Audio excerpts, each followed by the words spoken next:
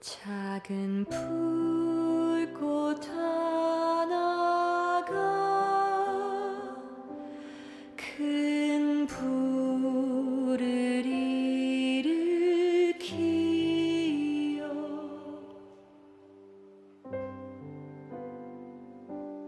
곧 주위 사람들 그 불에 몸 녹이듯이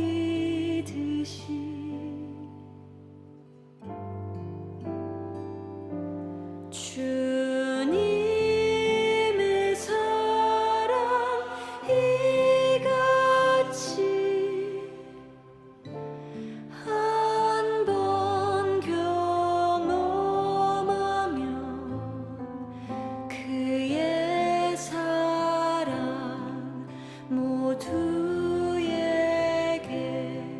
전하고 싶으리.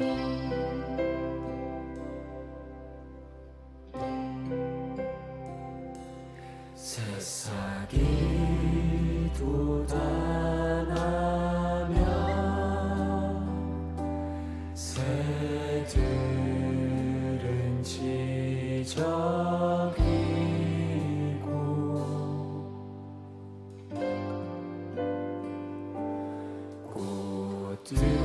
꽃들은 피어나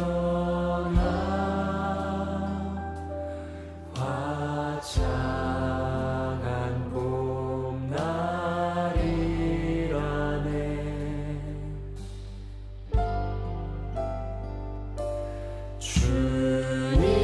주님의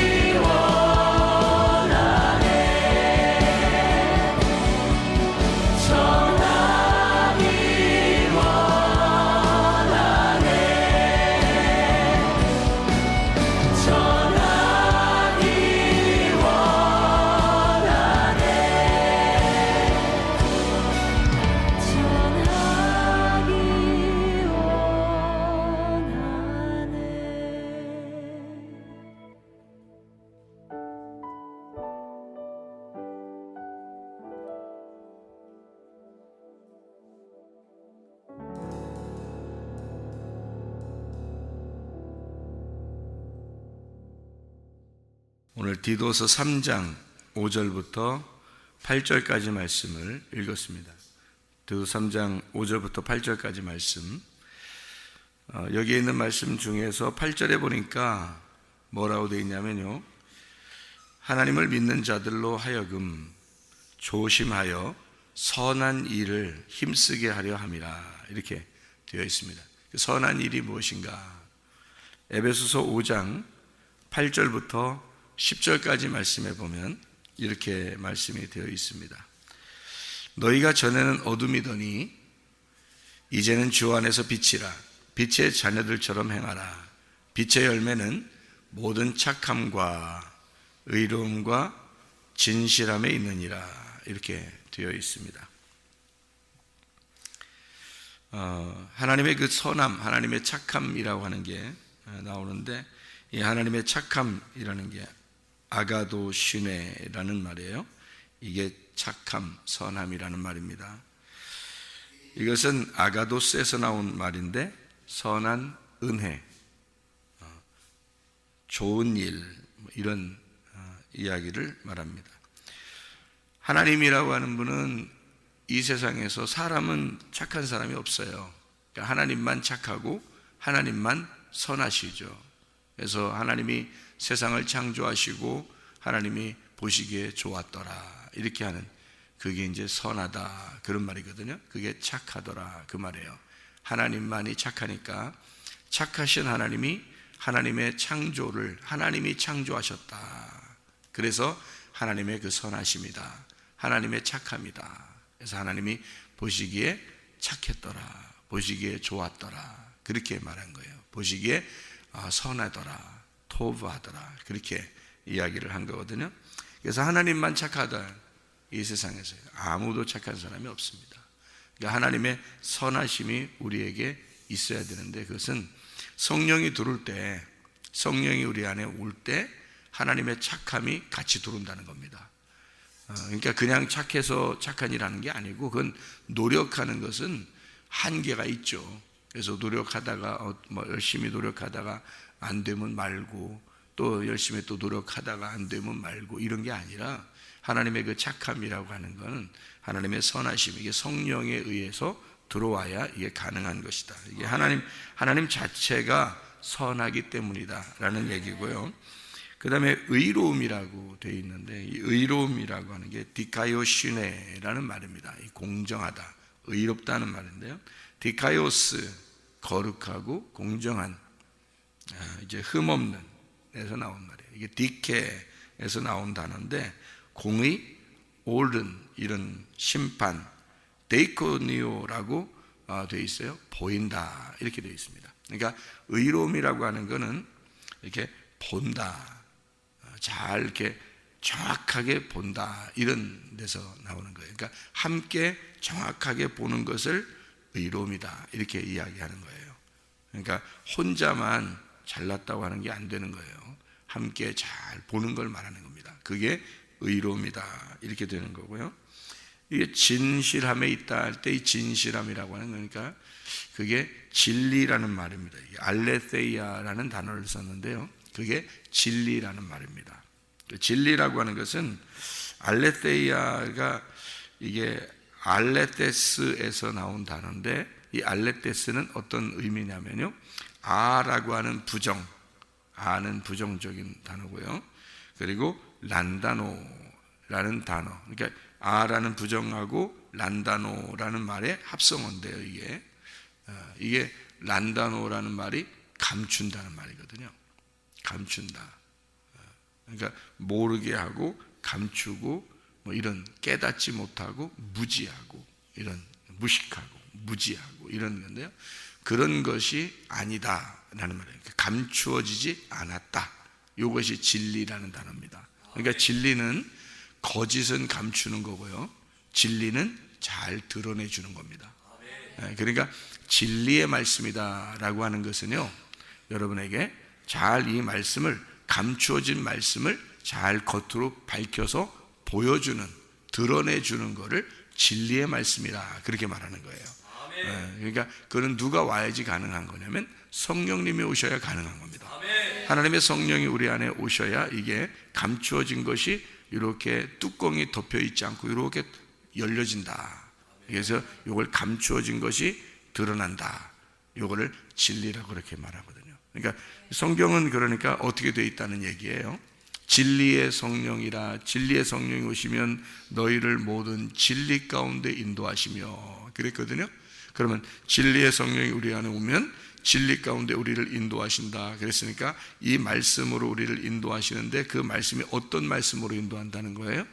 감추어진 말씀이 아니라 이것을 드러내놓고 밝혀주고 이해시켜주는 말씀으로 인도하신다, 그런 말이에요.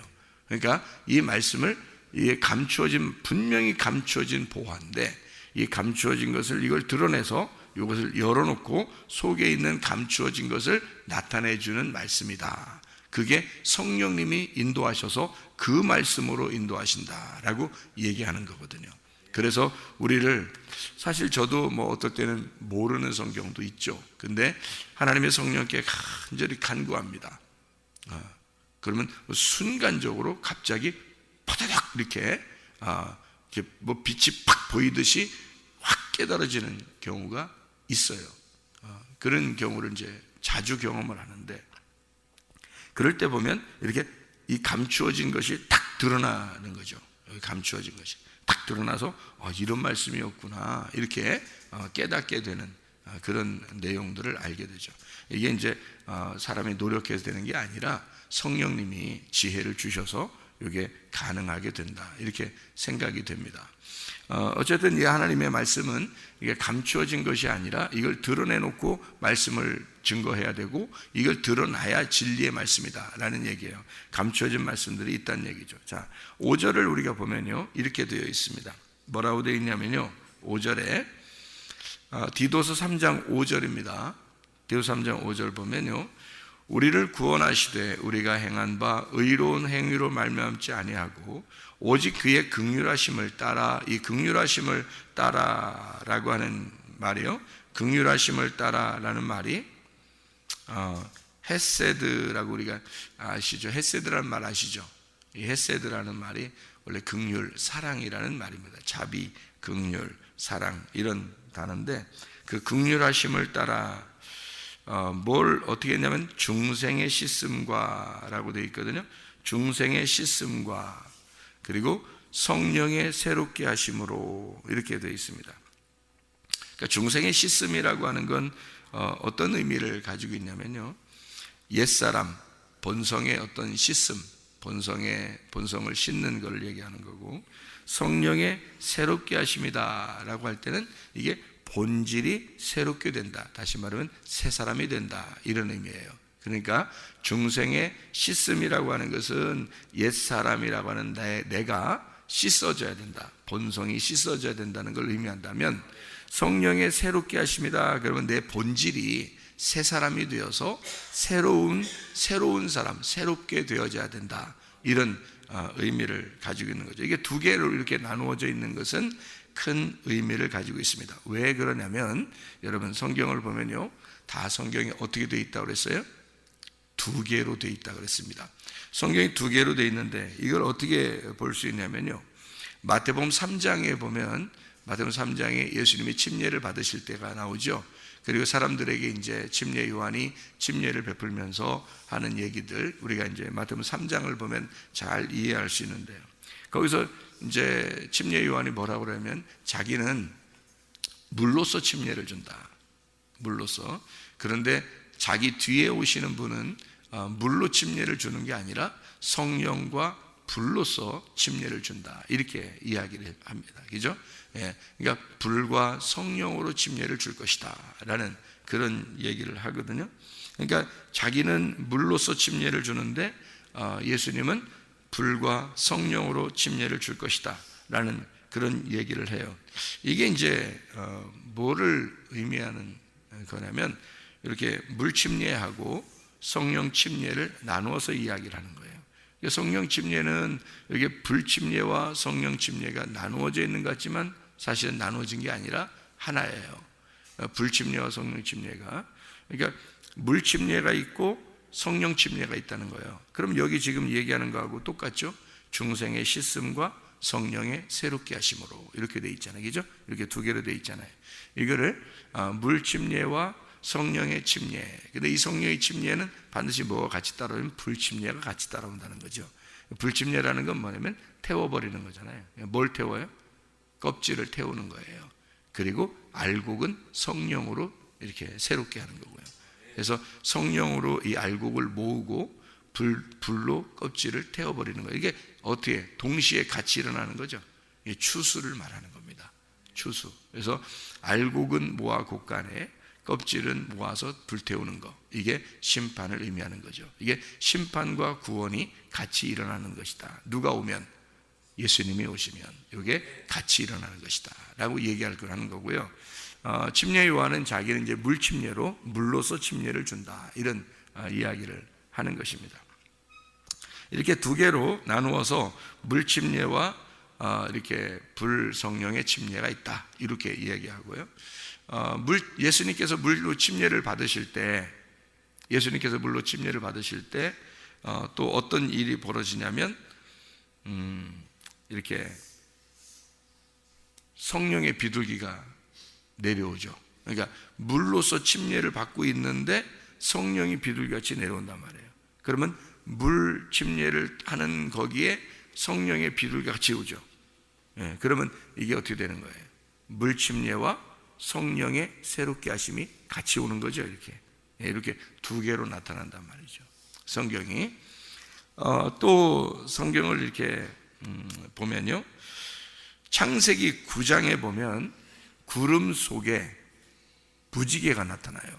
구름 안에서 무지개가 나타나요. 구름은 뭘로 이루어졌죠? 무지개는 이게 구름이 이렇게 있고 물이 있을 때, 물기가 이렇게 있을 때 햇빛이 비치면 무지개가 이렇게 나타나잖아요. 그러니까 무지개를 뭐라고 말하냐면요, 캐셰트라고 얘기하거든요. 그 캐셰트가 활이에요. 활. 이게 활이 어떻게 생겼어요? 활이 이렇게 구부러졌죠. 이렇게 위에서 이렇게 구부러졌어요. 무지개는 다 거꾸로 이렇게 돼 있는 게 없어요. 다 위에서 이렇게 구부러졌습니다. 그래서 이렇게 위에서 이렇게 구부러졌기 때문에 그거를 사람들이 뭐라고 그랬냐면 저건 활이다 이렇게 말했단 말이에요. 활. 저거는 저기 하늘에 활이 있구나 이렇게 했단 말이에요. 그 활이 이렇게 위로 이렇게 구부러져 있는데 이게 밑에서가 아니라 위로 이렇게 구부러져 있으니까 활이다 그랬어요. 구름 속에 활이 있구나, 구름 속에 무지개가 있구나 이렇게, 그걸 무지개를 활이구나 이렇게 표현했어요. 단어를 그렇게 썼단 말이에요. 그러니까 구름은 물을 의미하고요. 그 다음에 활은 뭐예요? 이 활 무지개는 어때요? 빛이 나죠 이게. 그러니까 하나는 물이고 하나는 빛이란 말이에요. 그래서 그렇게 구름 속에 빛이 있구나 이렇게 되는 거예요. 활. 그러니까 두 개로 나눠져 있죠. 하나는 물이고 하나는 빛이 있죠. 그러니까 물 속에 빛이 있는데 그 무지개라 그래요. 무지개가 위로 이렇게 활로 휘어져 있단 말이에요. 그러면 밑에서 위로 쏘는 거예요? 위에서 밑으로 쏘야 돼요? 활은 밑에서 위로 쏘는 거예요. 그래서 사람들이 밑에서 활을 쏘는 거죠. 누구한테? 하나님한테 활을 쏘는 게 그게 무지개란 말이에요. 그러니까 무지개를 볼 때 사람이 하나님께 활을 쏘는 거구나 이렇게 생각하면 딱 맞아요. 이게 왜 사람이 하나님께 활을 쏠까요? 하나님한테 왜 밑에서 활을 쏴요? 사람이 어디다 쏘는 거예요? 이게 하늘에도 이렇게 쏘는 건데 어디다 쏘는 거예요? 하나님의 심장에다가 쏘는 거예요. 하나님의 심장에 사람들이. 그래서 예수님이 십자가 못 박혀 돌아가실 때 심장이 터져서 옆구리가 찔려, 창에 찔려 심장이 터져서 죽으시는 거예요. 그래야 인간들이 구원받으니까. 그래서 그 언약을, 그 약속을 너희들이 나의 심장을 찌를 것이고 내 심장이 찔려야 너희들이 구원을 받을 것이다. 이거를 보여주는 게 무지개예요, 여러분. 무지개를 볼 때 그런 은혜들이 여러분이 있어야 됩니다. 내가 예수의 하나님의 심장을 찔러서 내가 구원을 받은 거구나. 예수가 내 대신 죽어서 내가 구원을 받은 거구나. 그게 무지개의 언약입니다. 이게 캐셔트, 왜 무지개를 활이라고 표현했는지 여러분이 이해하셔야 됩니다. 이렇게 그런가 하면 이제 출애굽기 40장에 보면요, 구름 기둥과 불 기둥으로 나와요. 구름 기둥과 불 기둥으로 이스라엘 백성들을 인도했다, 이런 말이 나오죠. 그게 왜 구름 기둥과 불 기둥으로 인도했겠어요? 하나는 구름, 하나는 불, 하나는 구름, 하나는 빛, 하나는 물, 하나는 성령, 이렇게 되는 거예요. 이렇게 나누어서 설명을 하느라고 그렇게 되어 있는 말씀입니다. 요한복음 3장에 보면요, 요한복음 3장에 보면 너희가 물과 성령으로 거듭나지 아니하면 하나님 나라를 갈 수가 없다, 이렇게 이야기하죠. 물과 성령으로 거듭나지 아니하면, 이렇게 되어 있죠. 그래서 물과 성령의 거듭남이라고 하는 것은 반드시 육과 영으로 태어나야 된다, 이렇게 이야기하는데요, 너희들이 한번 육으로 태어났으니 이제 영으로 태어나야 된다, 이런 이야기거든요. 그러니까 너희들이 인간으로 육으로 태어났잖아. 이제 영으로 태어나야 돼. 그래서 거기서 물로서, 물과 성령으로 너희가 거듭나야 된다, 이렇게 돼 있어요. 그 말은 육은 육이요 영은 영이로다, 이렇게 된 거거든요. 그러니까 물로서 너희가 태어났으니 성령으로 태어나야 된다, 이렇게 되는 거예요. 자, 예수님이 오시기 전에 누가 침례를 주고 있었다고요? 침례 요한이 뭘로? 물로서 침례를 주고 있었다고. 그랬더니 예수님이 나타났어요. 예수님이 나타나면 그 예수님은 뭘로서 침례를 주시는 분이라고? 성령과 불로서, 불과 성령으로 침례를 주시는 분이라고.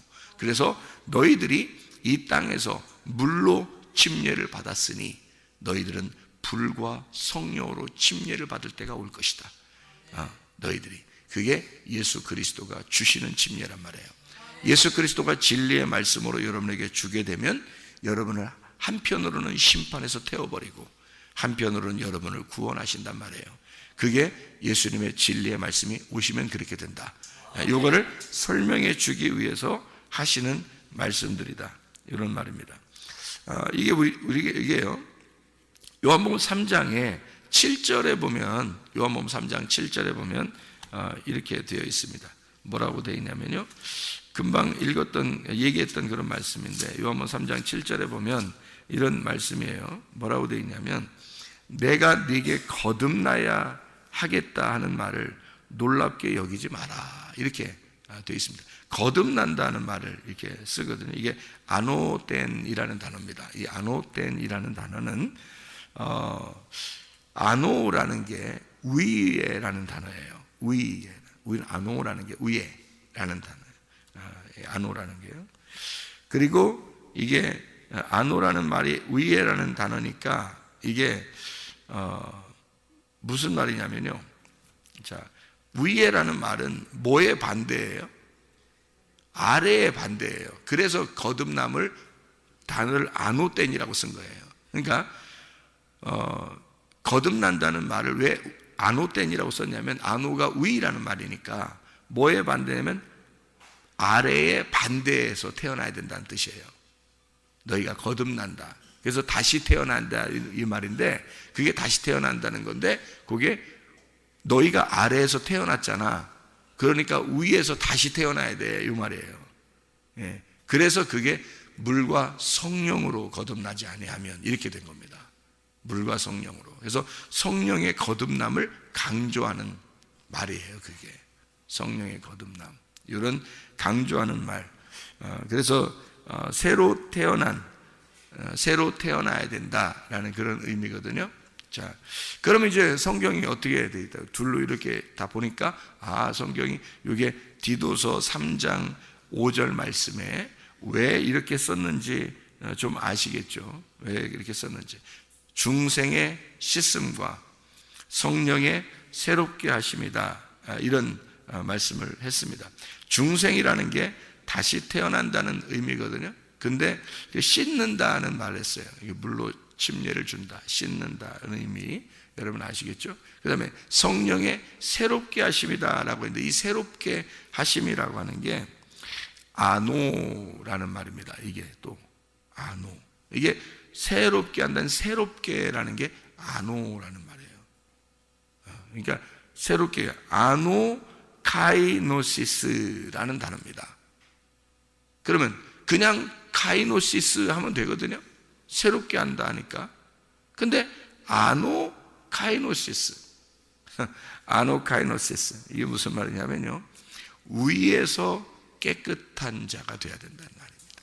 그러니까 위에서, 그러니까 그러면 반대로 뭐예요? 너희가 아래에서 물, 위에서는 성령의 깨끗함, 성령의 거룩함, 위에서 다시 새롭게 되지 않으면 안 된다. 그래서 위로부터 새롭게 돼야 된다. 그러면요, 이게 무슨 의미가 되냐면, 너희가 이 땅에서 침례를 받을 때, 침례라는 의미는 어떤 의미예요? 침례의 의미는 죽음의 의미잖아요. 죽음의 의미예요. 그러면 죽음이 곧 뭐가 돼야 된다? 부활이 돼야 된다. 죽음이 곧 부활이 된다. 새롭게 된다는 것은 너의 뭐가 있어야 새롭게 된다는 거예요. 죽음이 있어야, 죽음을 전제로 해야 부활을 한다는 거예요. 새롭게 되어진다. 그러니까 여러분, 교회 와서 우리가 항상 뭐를 배워야 되는 거예요? 죽음을 배워야 되는 거예요. 죽음 속에 뭐가 있으니까? 부활이 있으니까. 자, 물이 이렇게, 물기가 이렇게 있으면 구름 속에 뭐가 있다고요? 무지개가 있다. 구름 속에 무지개가 있다. 이런 거. 물로 죽임을 당하는 자가 성령의 새롭게 하심을 얻게 될 것이다. 물과 성령으로 거듭나야 된다. 성령의 새롭게 하심이 되어야 된다. 그러면 새로 태어나야 된다. 새롭게 깨끗하게 되어야 된다. 어디서? 위에서. 너희가 아래에서 태어났으나 위에서 태어난 자가 되어야 되고, 아래에서 죽는 자였으나 위에서 부활하는 자가 되어야 된다. 아래에서 너희가 죽으나 너희는 살게 될 것이다. 새롭게 위에서 깨끗해질 것이다. 이게 뭘로요? 진리의 말씀. 진리의 말씀이 너희에게 오면 감추어진 어둠이 아니라 이것이 밝게 드러나게 될 거야. 밝게 드러나게 돼서 이것이 드러나게 될 것이다. 네, 여러분 지금 시대가 얼마나 암울한지 말이에요. 제가 깜짝 놀라는 말이에요. 깜짝 놀랄. 동성애 여러분 그러죠. 동성애 사람들이 그러잖아요. 그러니까 동성애가 뭐냐고요.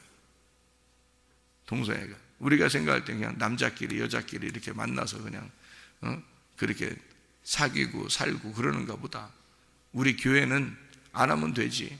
우리 교회를 이렇게 뭐 보호하면 되지. 그러잖아요. 그렇게 생각해. 저도 그렇게 생각했단 말이에요. 우리 교회만 보호하면 됐지. 뭐 그게 뭐 우리만 안 하면 되지 뭐. 이렇게 생각했단 말이에요. 근데 이게 동성애가 심각하더라고요. 왜 심각하느냐면, 아니 유엔이 나서서 동성애를 합법화 시키도록 하는 나라는 도와주겠다 이렇게 하고 있어요. 이상하지 않냐 이거야. 아니 유엔이 왜 나서서 동성애를 합법화하는 나라는 자기들이 도와준다는 거예요. 왜 그렇게 이상한 일들을 얘기를 하느냐 이거예요. 그래서 이상해가지고 제가 이게 도대체 왜 이러느냐 깊이 생각을 해봤어요. 왜 이게? 근데 바다닥 이 머릿속에 뭐가 확 들어오는 게 하나 있었는데 이게 깜짝 놀랄 일이더라고요. 이게. 그러니까 이게 뭔가 빛이 확 들어온 거예요. 제가 깜짝 놀란 게. 제가 여러분 우리 교회에서 동성애 뭐 그렇게 뭐 우리 안 하면 되니까, 우리 교회는 뭐 동성애 할 사람들이 없으니까 그러니까 저는 뭐 그냥 심각하게 생각 안 하고 그냥 뭐 동성애, 그래 동성애 하면 안 되지 이렇게 뭐 들어온 거니까, 동성애 하면 에이즈 걸린대 뭐 이래서 그냥 안 하면 돼 우리 그렇게 생각을 하고 있었단 말이에요. 그런데 이게 팍 오니까 큰일 났구나, 이거 이제 큰일 났구나. 이게 이제 얼마나 심각한 일이 이제 벌어질 것인가 앞으로, 이거를 생각을 하게 되니까 정신 바짝 차려지게 되는 거예요. 안 되겠구나, 우리 교회가 영적 전쟁에 돌입해야 되겠구나. 이건 완전 전쟁이다, 큰일 났다. 왜 하필이면 유엔까지 나서서 동성애를 자꾸 합법화하라고, 동성애를, 영국이 동성애 합법화됐습니다. 동성애 합법화되니까 뭐가 일어나냐면 교회가 점점 문을 닫아요. 왜 그 문을 닫는지를 제가 이해를 못했단 말이에요. 동성애 안 하면, 교회가 안 하면 되지 뭘 이렇게 문까지 다 닫느냐 이렇게 생각을 했단 말이에요. 그런데 이게 뭔지 이해가 된 거예요. 이제 이게 뭔지, 왜 교회가 문을 닫는지 제가 이해가 된 거예요. 동성애가 들어가면 왜 교회가 문을 닫는지 그게 이해가 된 거라고요. 큰일 났구나. 이게 한국도 지금 이거 합법화하자고 막 지금 법으로 지금 지정하려고 막 하고 있거든요. 큰일 났습니다. 큰일 났어요. 아프리카에도 지금 동성애 합법화 시키라고 막 나라에서 한다는 거 아니에요. 그러니까 그거 거부하기 위해서 크리스찬들이 모여서 지금 학교를 자기들끼리 좀 하겠다고 지금 학교를 만들어 달라고 하고 학교 지금 만들고 있고 지금 그러잖아요. 우리도 지금 그래서 토고에 학교를 만들잖아요. 우간다에 학교 만들었잖아요. 토고에도 학교 만들고. 우간다에도 유엔에서 이거 동성애 합법화 시키면은 너희들 도와주겠다. 근데 그게 저스터스가 얘기하더라고요. 그렇게 하는데 우간다 대통령이 우리 돈 안 받겠다. 나라에서 이거 돈 안 받을 테니까 그거 얘기하지 마라 우리한테. 거기 기독교인들이 많으니까. 그래서 안 받겠다. 우리 그 지원 안 받겠다. 근데 그 지원이 어마어마한 돈이에요. 아니 그 돈을 주면서 왜 동성애를 갖다가 하라고, 그걸 가리키라고 그러냐고. 희한하지 않냐 이거. 이게 지금 이게 세계적으로 지금 막 물결이 확 일어나고 있다는 거니까 지금 이상한 일들이 벌어지고 있어요. 왜 하필 요즘 시대에 그런 게 막 갑자기 막 일어나고 있느냐 했더니, 그 우간다에서 그걸 갖다가 이걸 거부하고요, 안 받겠다. 그래서 영국에서 학교를 우간다에다가 그 사립학교를 250개를 진 게 있대요. 250개. 그래서 영국에서 직접 이제 교과서가 와가지고 가르치는 그 학교가 250개가 있답니다. 우간다에. 그런데요, 거기에는 그 영국에서 오는 교과서니까 동성애를 가르치는 학교란 말이에요. 그런 학교를 영국에다 250개를 세웠는데 우간다 대통령이 우리 동성애 안 된다. 그래서 학교에서 그런 가르치면 안 된다. 그렇게 해놓고 영국에서 만든 250개 학교를 다 폐교시켰답니다. 지금 우간다에서 250개 학교를 그런 교육 못 받아들인다 해서 돈 안 받겠다. 그리고 이게 전쟁이더라고 이게 지금. 근데 토고에 지금 요번에 이제 합법화하라고 지금 막 교육이 막 내려오니까 크리스찬들이 지금 모여가지고 큰일 났다 해가지고 크리스찬들이 모여서 학교를 막 우리 보고 져달라고 그래서 학교 지금 짓고 있잖아요. 근데 이게 그냥 그래 뭐 좋지, 동성애 하면 병 생기고 그러니까 사람들 뭐 그럴까 봐. 그래서 이제 우리도 그냥 지어주면 크리스찬들이니까 좋을 거다 생각했는데 이제 이 정도가 아니더라고요. 제가 이게 막 그냥 갑자기 확 오는데 깜짝 놀랐어요. 왜 그런지 알았어요. 왜 세계적으로 지금 동성애를 자꾸 퍼뜨리는지 이제 알았어요. 제가 알았어요. 이거 큰일 났구나. 이 사람들은요, 이 동성애 지금 주장하는 이 사람들은 지금 어마어마하게 몇십 년을 준비한 거예요. 이것을 학교에서 교육을 시키도록 하기 위해서 이걸 몇십 년을 준비해서 이거를 지금 퍼뜨리고 있는 중입니다. 그런데 기독교는 준비가 안 된 거예요. 기독교가. 이거를 맞서 싸울 만한 준비가 안 된 거예요. 그럼 왜 그러냐? 왜 이 사람들이 그걸 주장하느냐? 이 동성애를. 이게 들어가면 교회는 무너집니다. 교회는 그냥 무너지게 돼 있어요. 왜? 자, 보세요. 제가 왜 교회가 왜 그게 들어오면 무너지는지 제가 설명해 드릴게요. 간단하게. 이 성경이요, 이 성경 전체가 창세기부터 요한계시록까지 남자 여자로 돼 있어요. 이 성경이 신랑과 신부로 돼 있어요. 그리스도와 교회로 돼 있어요. 이게 딱 그거 설명하려고 쓴 거예요, 이 성경책이라는 게. 근데 그거 가리키지 말라는 거예요. 남자 여자 요거 가리키지 말라는 거야. 남자 여자 말고 다른 성이 50 몇 개가 있다는 거야, 이 세상에. 그래서 50 몇 개를 같이 가리키라는 거예요, 학교에서 교회에서. 왜 남자 여자 요 두 개만 가리키냐 이거야. 그렇게 하지 말라는 거야. 50 몇 개의 성이 있으니까. 남자 성향이 있는데 여자 같은 사람이 있고, 여자 성향이 있는데 남자 같은 사람이 있고, 이런 여러 가지 형태의 사람들이 있으니까 그 사람들도, 그 소수도 다 존중해 줘야 된다는 거예요. 그래서 50 몇 개가 종류가 쫙 돼 있는데 그거를 다 가리켜야 된다는 거야. 남자 여자 이렇게만, 사람으로서 남자 여자 요것만 있는 게 성경이에요. 창세기부터 요한계시록까지가 전체가. 요거 빼놓으면 성경은 없는 거야. 그러니까 이거를 초등학교 애들부터 계속, 유치원 애들도 초등학교 애들도 계속 가르치겠다는 거야. 그럼 이게 가르쳐서 올라오잖아요. 얘들이 성경 믿겠어요, 안 믿겠어요? 이거 안 믿습니다. 남자 여자로만 딱 돼 있으니까. 요게 남자 여자로만 돼 있으니까, 요게 신랑과 신부 그리스도와 교회로만 딱 돼 있으니까 그게 비밀이거든, 이 성경이. 그게 하늘의 비밀이거든. 요게 딱 정해져 있는 게 남자 여자인데, 요거를 애들이 어릴 때부터 다른 성 50 몇 개의 성을 배우면서 유치원 초등학교부터 쭉 올라오기 시작하면 성경 안 믿습니다, 여러분.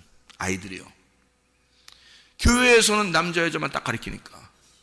그러면 무식하다 그러는 거지. 교회가 왜 저러냐, 알지도 못하고 저러냐, 이렇게 돼버립니다, 아이들이요. 자기들은 학교에서 다 배웠는데 이렇게 되는 거예요. 교회에서는 왜 요것만 주장하느냐, 남자 여자만, 이렇게 돼버리는 거죠, 아이들이.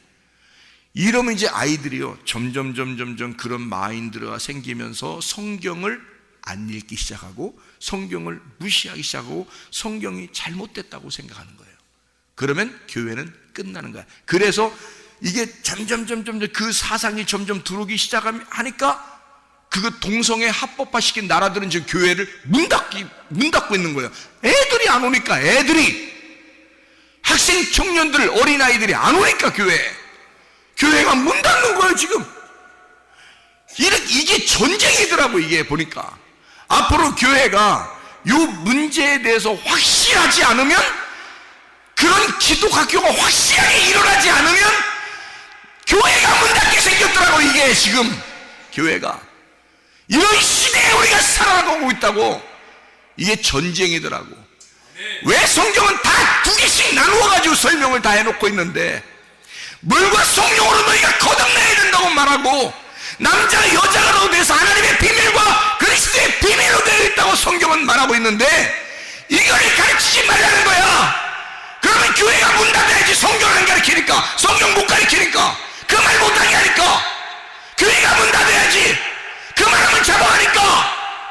그래서 교회가 문 닫게 되고, 아이들이 교회를 안 오게 되고, 교회 와도 성경을 무시하게 되고, 그러면 자동적으로 교회가 문 닫게 되는 거고.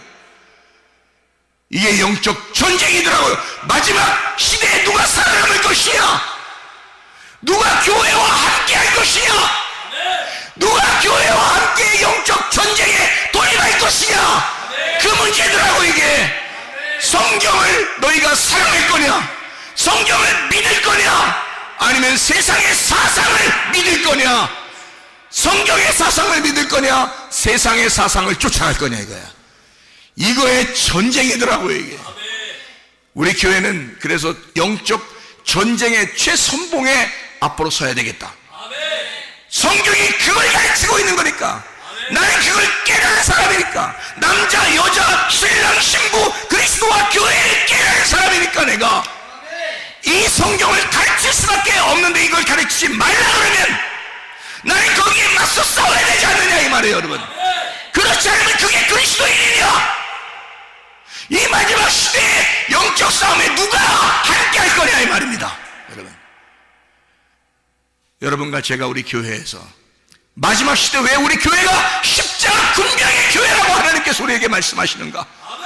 왜 하나님 우리 교회를 마지막 때의 교회라고, 말씀의 교회라고 그렇게 하나님 우리를 불러주시고 있는가를 제가 알겠습니다.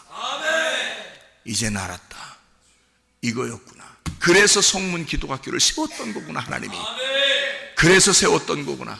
이 아이들을 어릴 때부터 하나님의 사상으로 집어넣고 하나님의 성경의 사상으로 하나님 신랑 되신 예수님을 만나게 하려고, 그래서 극소수라도 소수인 아이들에게도 하나님의 말씀을 아침 저녁으로 증거해서 이 아이들을 하나님의 사상으로 자라나게 하려고 그래서 하나님이 귀한 아이들로 모세 같은 아이, 사무엘 같은 아이를 뽑아달라고 주님이 나에게 부탁한 것이었구나.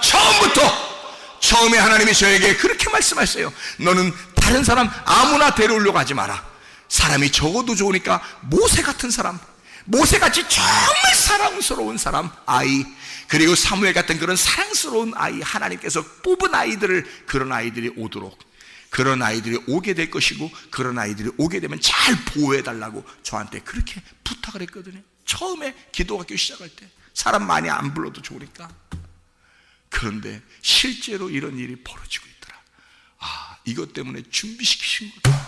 이것 때문에 준비한 거였구나. 공부가 문제가 아니었구나. 이게 세상에서 성공하면 뭐하냐 이 말은. 지금 다 죽을 판인데 영국에 지금 사람들 잡혀가고 있습니다. 목사들이요 지금. 여러분,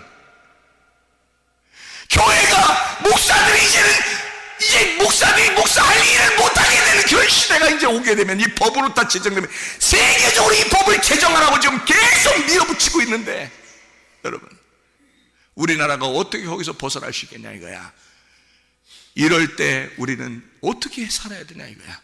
그리스도인들이 진짜 여기서 아침 저녁으로 하나님의 말씀으로 교육받지 않으면요 희망 없습니다. 여러분, 이 세상에 뺏길 겁니까? 이 세상의 사상에 뺏길 겁니까? 그들에게 이 아이들의 돈의 문제예요. 지금 이 아이들에게 진짜 하나님의 사상을 집어, 하나님의 말씀이 이런 거라고, 하나님의 말씀은 처음 창세기부터 요한계시록까지 이렇게 이루어진 거라고, 남편과 아내로 이루어진 거라고, 신랑과 신부로 이루어진 거라고, 남자와 여자로 이루어진 거라고, 이 성경이 그리스도와 교회로 이루어진 거라고, 그걸 가르쳐줘야 된단 말입니다. 이게 성경이란 말이에요. 그걸 가르쳐달라고 주님이 나에게 호소했던 것인데 제가 깨달았단 말입니다. 이제 우리 성문 기도학교가 그렇게 준비되었던 거였구나. 우리 교회가 이렇게 이 시대의 마지막 영적 전쟁으로 이렇게 준비되는 교회가 그래서 필요한 거였구나. 우리 교회가 이 마지막 때 그런 거였구나. 하나님 고맙습니다. 하나님 고맙습니다. 이게 그냥 우연히, 나는 그냥 사람들이 시대의 흐름에 따라 그냥 동성애, 그냥 에이즈 걸리면 안 되니까 그렇게 우리 교회는 안 하면 되지 이 정도인 줄 알았더니 이게 아니더라고요. 이게 아니더라고. 이거는 교회가 문을 닫을 일이란 말이에요. 교회가 목사 다 그만둬야 될 문제란 말입니다. 여러분, 이게 심각합니다. 교회를 문 닫게 하고 교회를 없애버리는 그 작전을 마귀가 지금 세웠고 오랫동안 세워서 지금 이것이 이루어지고 있단 말입니다. 여러분 기도하세요. 아멘. 여러분 영적 전쟁에 돌입하고 아멘. 승리해야 합니다. 아멘. 기도하시기 바랍니다.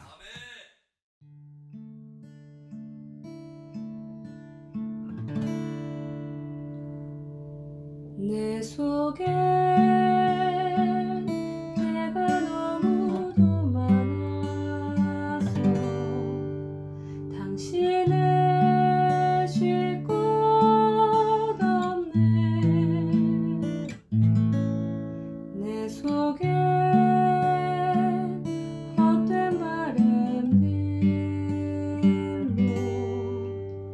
당신의 편했고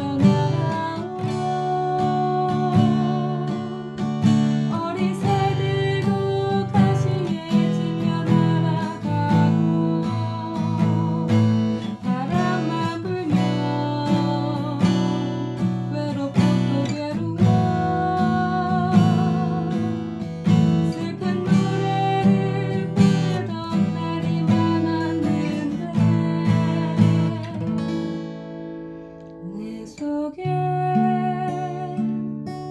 내가 너무도 많아서 당신